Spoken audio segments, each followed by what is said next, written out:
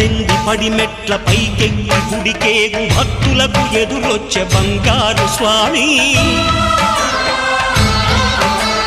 ఇరుముడులు స్పృశించి శుభమనుచు దీవించి జన బృందముల చేరే జగమేలు స్వామి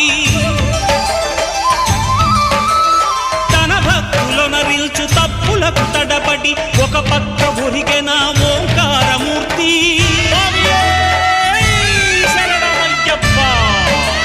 స్వాములందరూ తనకు సాయము కాగా ధీమంతుడై లేచే ఆ కన్య స్వామి